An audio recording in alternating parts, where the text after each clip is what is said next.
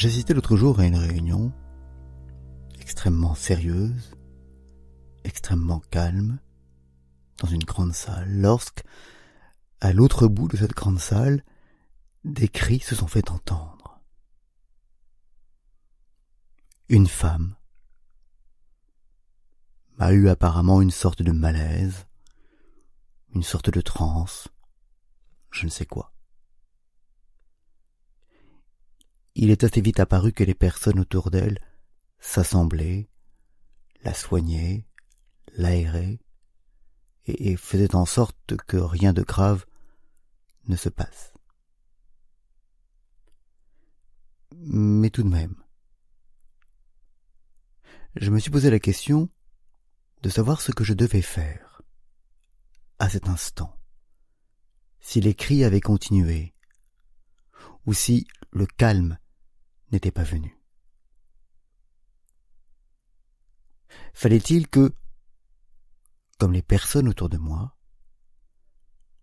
je reste assis à ma place, tranquillement, dans la dignité et la discipline? Ou fallait-il que, brusquant tout, je me lève, coupant court à la réunion, ou coupant court à tout le moins à ma présence, pour aller éventuellement porter secours à cette personne? Tel que présenté, le choix est clair. En fait, il ne l'était pas tant que cela. Parce que deux questions se posent. La première, qui est importante, est celle de la pertinence. Avant de faire quoi que ce soit, il faut évidemment juger et juger bien de l'importance de ce qui est en train d'arriver. En l'occurrence, clairement, me serais-je levé, j'eus été un peu ridicule parce que ce qu'il s'agissait de calmer était déjà calmé. La personne était en de bonnes mains.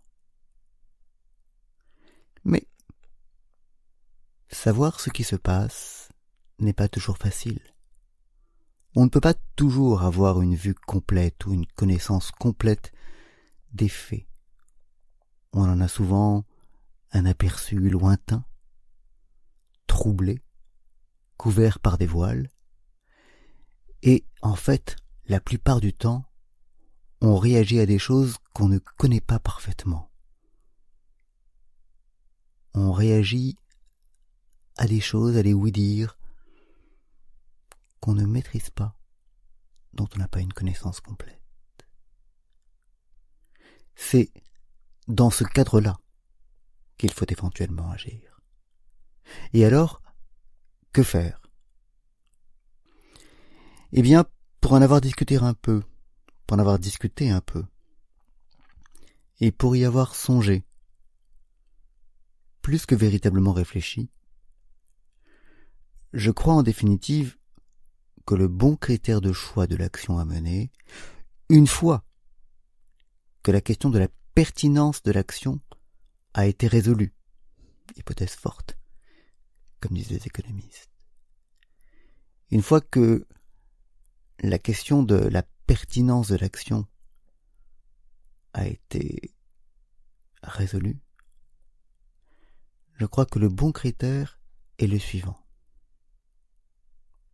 Si on a un doute sur une action à mener et que l'une des possibilités conduit à rester en place avec les autres, sans faire de vagues, dans le confort calme de ce que fait le reste de la foule, alors que l'autre possibilité conduit à choquer, à sortir de ce que fait le reste du troupeau, à prendre son courage pour affronter éventuellement seul les autres.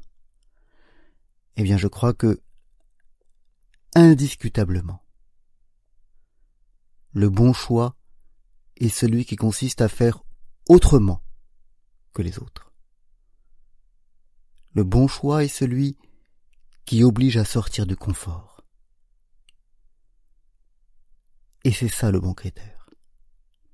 Parce que, au bout du compte, le choix qui est ainsi offert est une ruse.